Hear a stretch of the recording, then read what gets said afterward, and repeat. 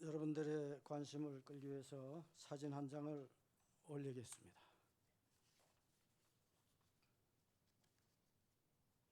저 사진을 보시면 우리 제주에 사시는 어르신들은 다 알 것입니다. 저거 뭐죠? 예? 솔박. 솔박이라고 하는데 옛날 어른들은 그 솔팍이라고 그래요. 솔팍. 그 이제 방언이죠. 솔팍은 방언이고 실제는 좀팍입니다. 좀팍. 좀박인데 사투리로는 좀팍이라고 들어요. 좀팍. 이 솔팍은 저거 몇 배 큰 거예요. 왜 저 볼펜을 놨느냐? 그 크기를 헤아려 보라는 거죠. 저건 솔팍이 아닙니다. 좀팍. 좀팍은 한 홉 정도 들어가는 그릇인데, 나무 그릇인데 저게 저 겁니다. 어떻게 해서 적게 됐느냐 하면은 아버지가 만드시고 어머니가 쓰시던 것을 이제 필요 없다 버려두니까 제가 가져왔어요.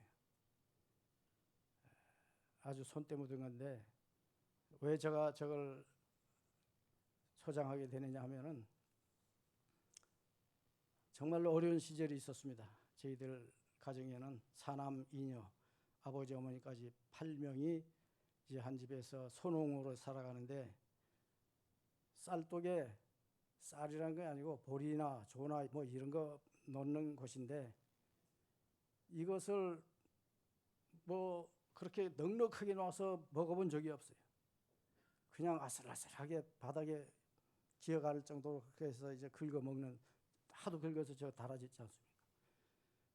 그런데 요즘은 시주 받는 스님이 별로 안 보이는데 당시에는 왜 그렇게 하루가 멀다시피 시주하는 스님이 오시는지. 요즘은 절간이 부자 된 것 같아요. 입장료도 받고 또 저 나라에서 문화재 보조금이라 해서 막 많이 주고 그래가지고 부자가 돼서 그런지 모르지만 시주 다니는 스님을 못 봐요.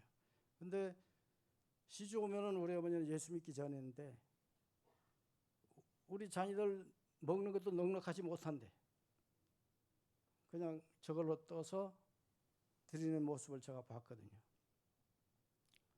뭐 신심이라고는 저는 보지 않고 그저 측은지심, 사랑하는 마음으로 아마 그렇게 드린 것이 아닌가 생각되죠. 제가 이 말을 꺼내는 것은 어느 스님이 시주를 갔어요.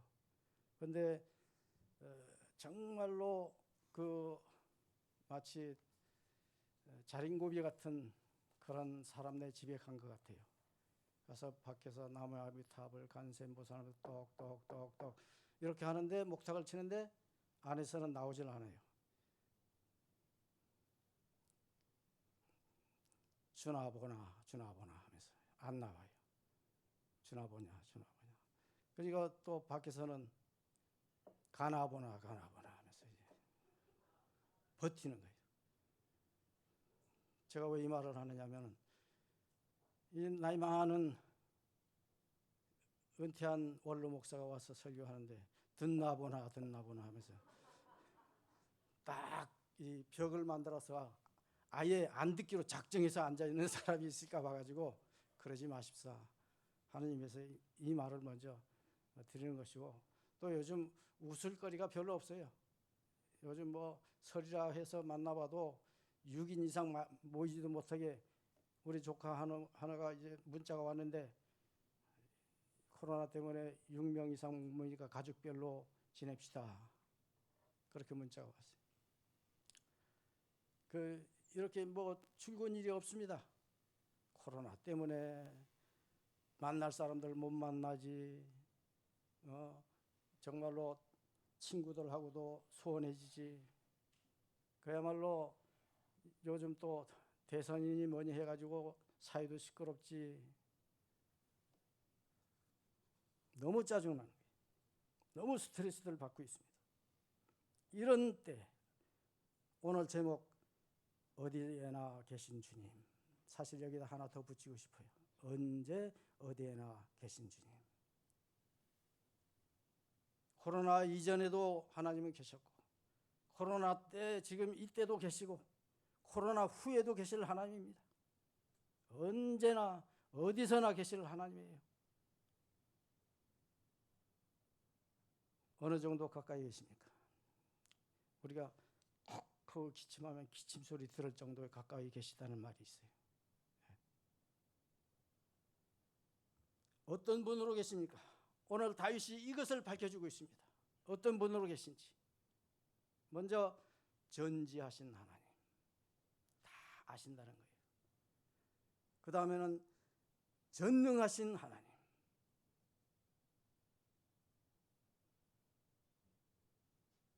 다 안다는 거죠. 다 할 수 있다는 것이죠. 다 할 수 있다는 거예요. 그리고 편재하신 하나님, 먼저가 전지, 편재. 편재는 널리 다 아시는 하나님. 전지는 깊이 아시는 하나님. 그리고 전능은 창조 하나님, 섭리하시는 하나님 다 포함해서 전능한 하나님입니다. 그래서 이 시편을 어떤 사람들은 조직신학적인 시편이다, 교리적인 시편이다, 이런 말들을 합니다. 하지만 내용은요 굉장히 신학적이지만, 신학적이라는 건 좀 어렵게 여겨지죠. 신학적이지만은, 그러나 따지고 보면은 아주 신앙적이에요. 다윗은 오늘 본문을 통해서 정말로 우리가 알아듣기 쉬운 신앙적인 말씀을 찬양하고 있는 거예요. 시인 다윗이 인생의 말년에 지나온 삶의 여정에 함께 하신 하나님을 기억하면서 그 하나님의 속성을 하나씩 체험적인 신앙 언어로 표현하면서 찬양하는 거죠. 또한 하나님 앞에서 몸부림쳤던 자신의 삶의 단면들을 고백합니다. 남은 생에도 하나님께 의탁하는, 결단하는, 그리고 노래하는 그 모습을 우리가 이 시편에서 만나보게 되집니다. 자, 벌써 금년 들어서 12분의 1이 지나갑니다. 빠르죠?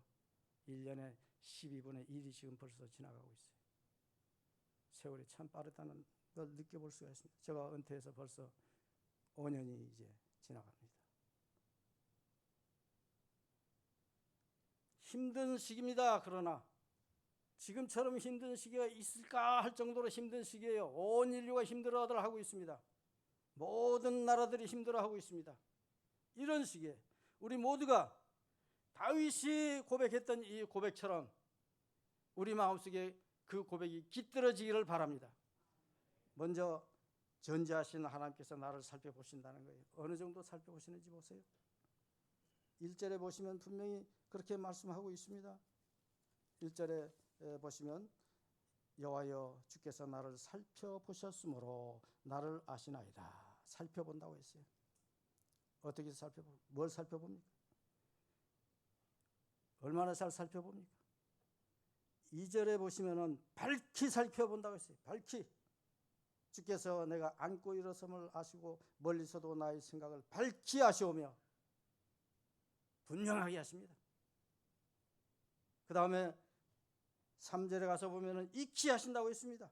나의 모든 길과 내가 눕는 것을 살펴보셨으므로 나의 모든 행위를 익히 아시나이다. 뭐 아주 익숙하게 하신 거죠. 뭐 흐릿하게 아는 게 아닙니다. 그 다음에 4절에 가서 보면은 뭐라고 했습니까? 여호와여 내 혀의 말을 알지 못하시는 것이 하나도 없으시니이다. 하나도 없이 다 아시는 분이에요. 전부 아시는 분입니다. 다윗은 하나님께서 자신을 이렇게 수직적으로 깊이 자기를 아신다고 고백하고 있는 것이죠. 이 살펴보다라는 이 단어는요, 두 가지 예를 들 수가 있습니다. 우선 탄광에서 광부가 탄광 캐는 그 모습하고 전쟁하는 상대방을 이제 탐지하는 그 모습하고 쓸 때 이 단어를 쓸 수 있어요. 살펴보는 거 쓸 수 있습니다. 이 단어. 자, 탄광할 때 탄광 광부들이 아무데나 막 팝니까? 자기 파고 싶은데 아무데나 파는 게 아니에요. 광맥을 따라서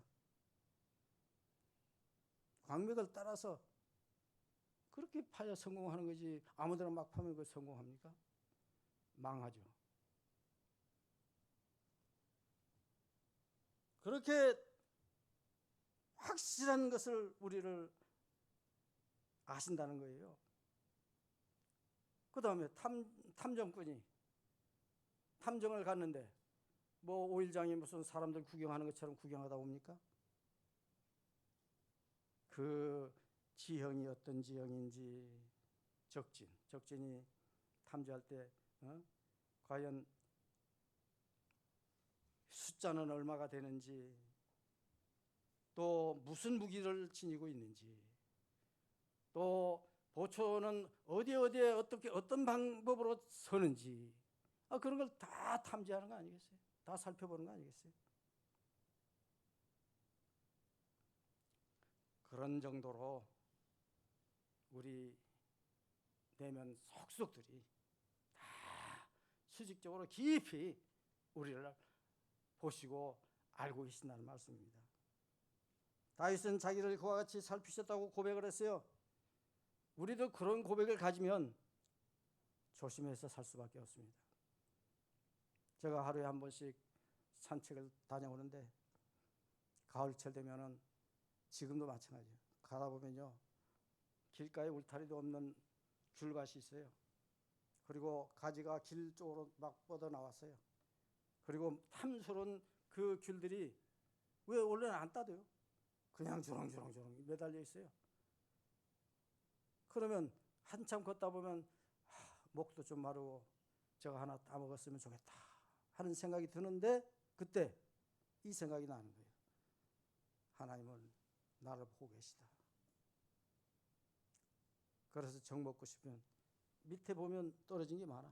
낙과 주워 먹을지언정 따서 먹진 않아요. 우리가 이렇게 살아가면서 하나님이 눈을 의식하고 하나님이 그 전지성을 의식한다면 조심 안 할 수가 없습니다. 매사에 조심할 수밖에 없습니다. 두 번째는 편재하시는 하나님. 편재 완전히 널리 하신다는 말이에요. 편재한다는 말. 나를 하나님께서 익히 하시는데 널리 익히 하시는 거예요. 뭘 하십니까? 내 생각을 아신다고 했지 않습니까? 2절에 주께서 내가 앉고 일어섬을 아시고 멀리서도 나의 생각을 밝히 하시며. 생각 안다고 했습니다. 내가 생각하는 것만도 아세요? 행동하는 것이 두려운 게 아니고 생각부터가 두려운 거예요. 생각부터가. 하나님 보신다고 생각하면, 아신다고 생각하면. 그 다음에 행동. 3절에 보면 행동이 나오지 않습니까? 나의 모든 길과 내가 눕는 것을 살펴보셨으므로 나의 모든 행위를 익히 하시고 내 행위를 아신다고 했습니다.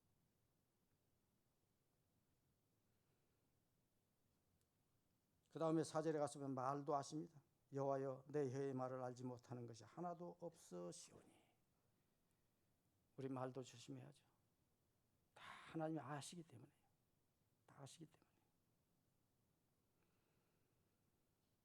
다윗은 이렇게 널리 총체적으로 나를 아신다고 하는 것을 알았어요. 그래가지고 우리가 성경에 보면은 아담이 죄를 지어놓고 부끄러워가지고 숲속에 숨지 않습니까? 그때 하나님께서 뭐라고 합니까? 아담아 내가 어디 있느냐? 먹지 말라고 한 그 선악과를 따먹었고 부끄러워서 숨었는데 아담아 내가 어디 있느냐? 어디 있는지 몰라서 질문합니까? 하나님이? 다 아시는 하나님인데. 그 다음에 하와에게 너가 어찌해서 그랬느냐? 어떻게 해서 너가 따서 너도 먹고 남편도 주고 다 범죄하게 만들었느냐? 어찌했느냐? 어째서 그랬느냐? 그 다 보고 계신 하나님인데 왜 묻습니까? 몰라서 묻습니까? 아니에요. 하나님은 사람의 있는 모습 그대로를 하나님 앞에 드러내기를 원하고 계십니다. 내가 죽을 죄를 지었습니다. 내가 먹지 말 것을 먹었습니다. 내가 하지 못할 일을 했습니다. 그 고백을 듣고 하는 하나님이에요. 부모들이 자식을 징계할 때 왜 징계합니까? 미워서 징계합니까? 아니요. 나 잘못했습니다. 다시는 안 그럴게요. 그 소리 듣고 파서 채추를 때리는 거예요.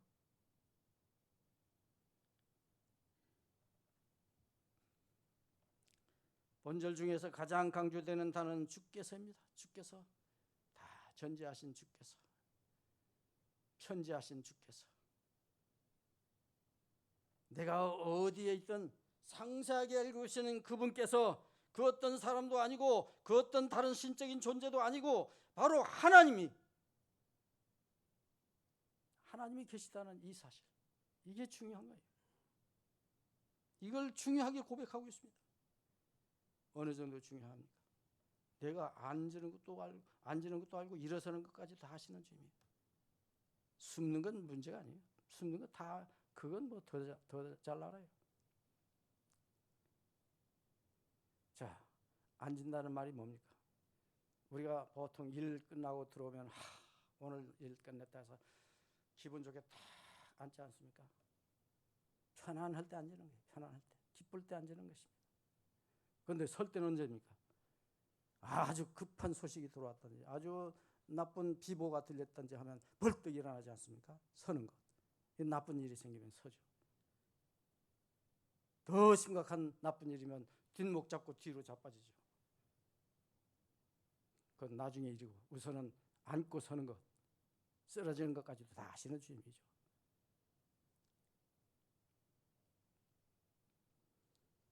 편안할 때도 아시고 괴로울 때도 아시는 분입니다.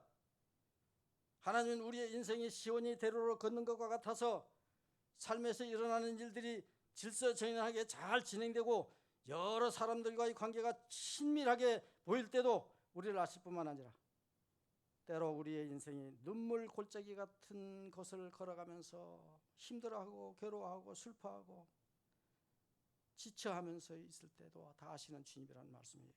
하나님, 숨 좀 쉬게 해주십시오 할 정도로 부르짖을 때도 다 아시는 주님이세요. 앉고 일어섬을 다 아시는, 인생 전체를 아시는다는 그 뜻이에요. 우리가 보기에는 하나님이 이스라엘이 멀리 계신 것 같아도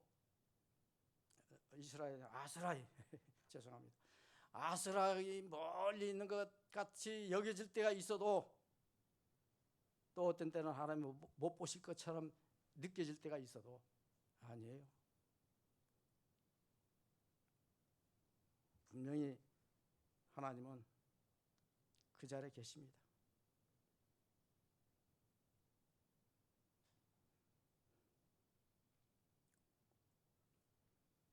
어떤 형편 처지에 있어도 우리를 모르지 않으세요. 환하게 그리고 일일이 다 하세요.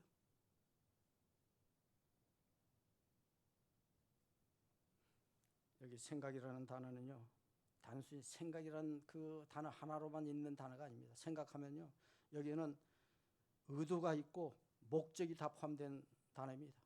의도라고도 하고 목적이라고 해요. 같은 뜻으로 쓰여지는 단어입니다.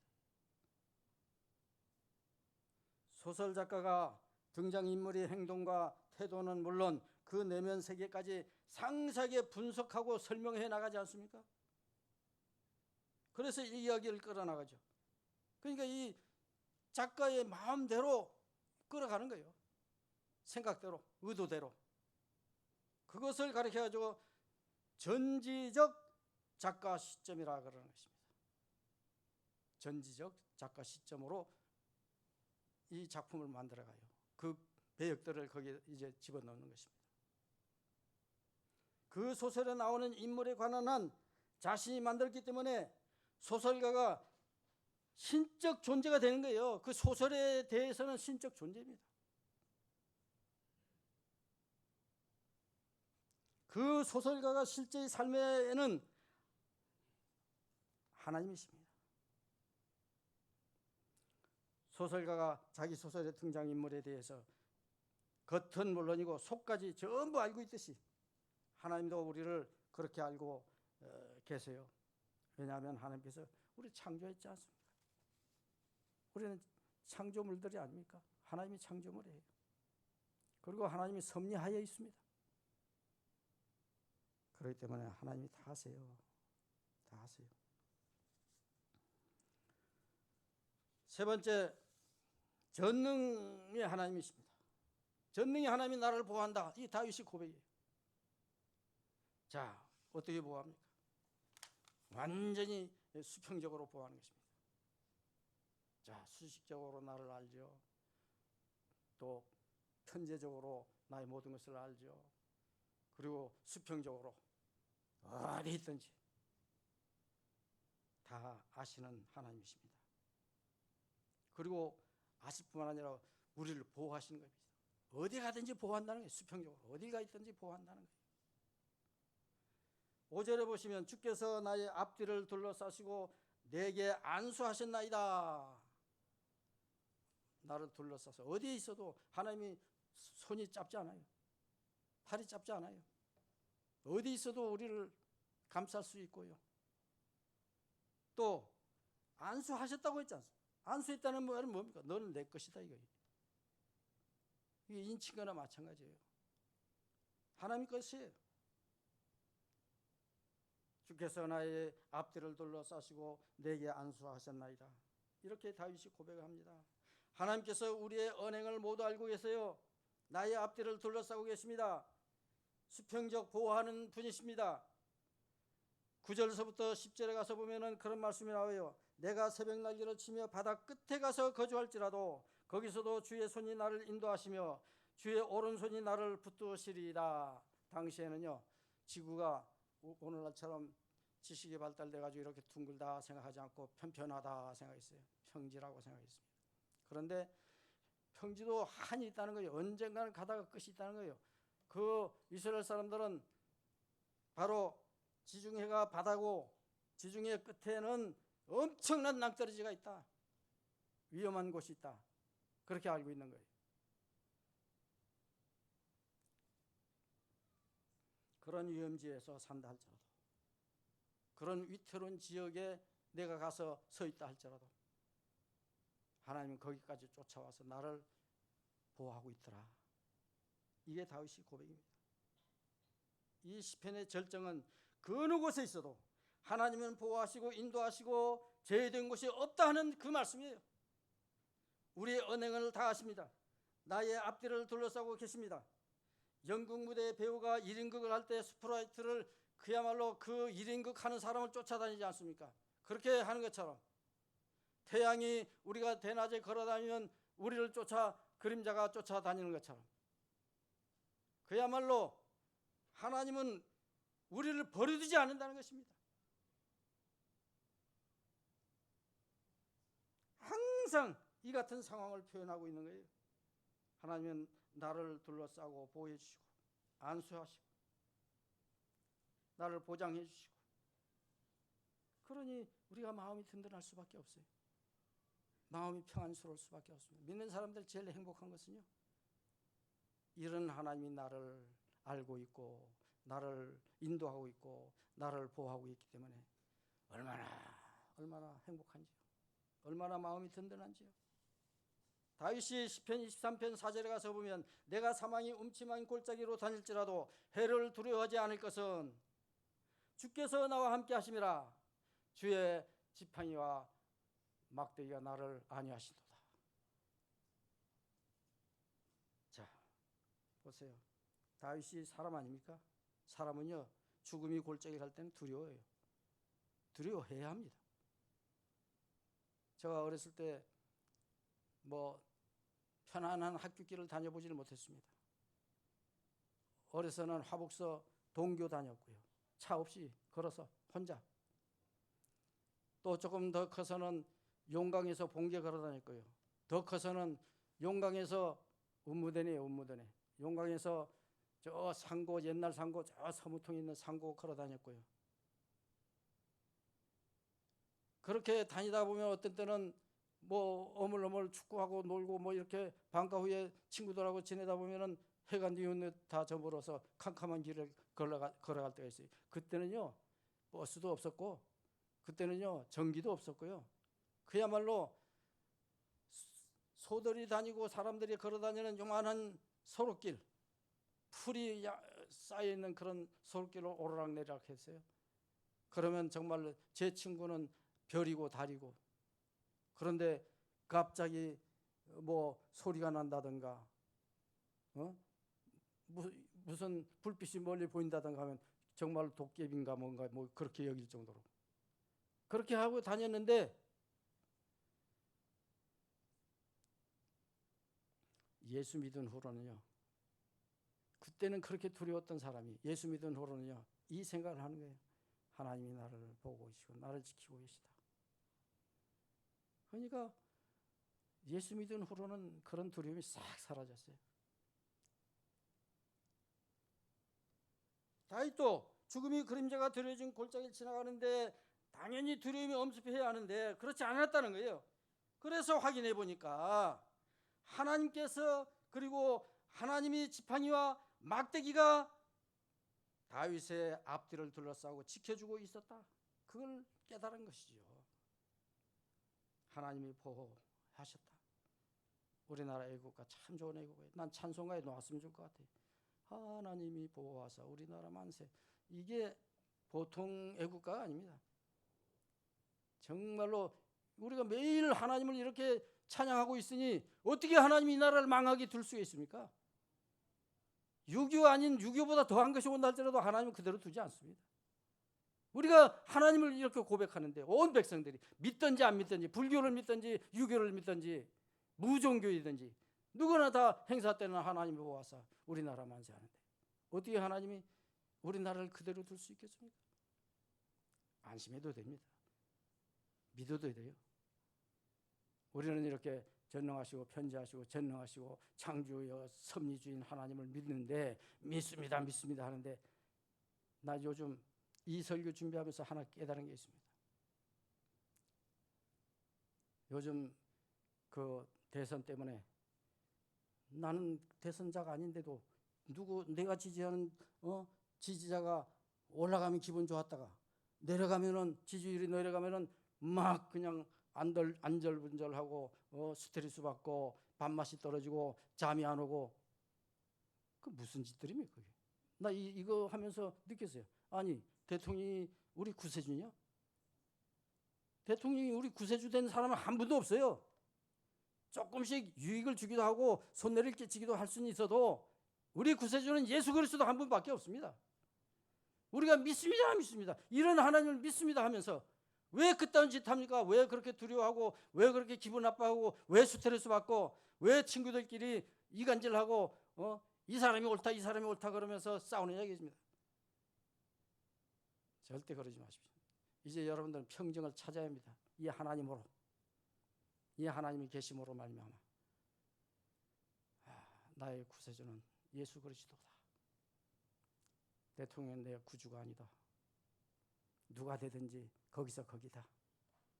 물론 아무나 찍으라는 말은 아니에요. 여러분들 심사숙고해서 기도하는 중에 정말로 이 나라에 필요하다 생각하는 쪽이 더 많은 사람을 찍어야 하는 건 사실이지만은, 그러나 상대방이 나하고 지지자가 다르다고 해가지고 서로 신경전 보려면 되겠습니까? 명절날들 이제 내일 가서 이제 내일 모레 뭐 하여튼 2일날 가서들 친척들 만나서 앉았는데 제발 그따 소리 하면서 소화시키지 못하는 일들을 벌이지 마시기 바랍니다. 이제는 평화 누리십시오. 누구 때문에? 편지하시고 전지하시고 능력 많으신 하나님을 믿는 것 때문에, 그 믿음으로, 믿음대로 될지어다. 분명히 성경에 보면은 어제나 오늘이나 동일하신 하나님이라고 히브리서 13장 8절에 했어요. 어제나 오늘이나, 코로나 전이나 코로나 때나 코로나 이후나 언제든지 동일하신 하나님입니다. 절대로 이 전지성, 이 편재성, 이 전능성은 절대로 변하지 않습니다. 이 하나님만 의지하시고 이 하나님만 바라보시면서 나머지 일생 걸어가시기 바랍니다. 기도하겠습니다. 감사하신 아버지 하나님, 어느 때나 어디서나 우리에게 동일하게 다가오시는 아버지 하나님, 우리 안고 일어섬도 아시고 우리가 가는 길과 눕는 것도 아시며 우리가 마음에 담아두고 있는 모든 생각까지도 아시는 그 하나님을 우리가 믿습니다. 그 하나님이 계심을 감사합니다. 우리가 하나님 눈 밖에서 무엇을 하려고 어리석은 짓들을 하지 않게 해주십시오.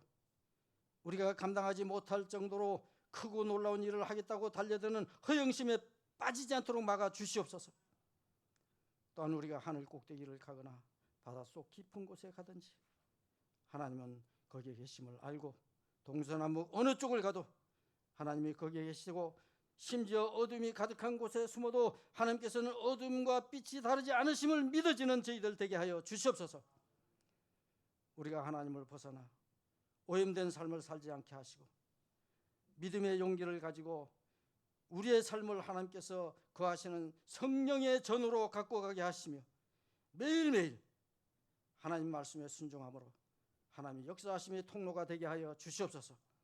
하나님께서 우리를 심어주신 삶의 자리에서 우리의 모든 것을 아시는 하나님과 동행하는 삶을 일평생 누리게 하여 주시옵소서. 이 모든 말씀 우리를 구원하신 예수님 이름으로 기도합니다.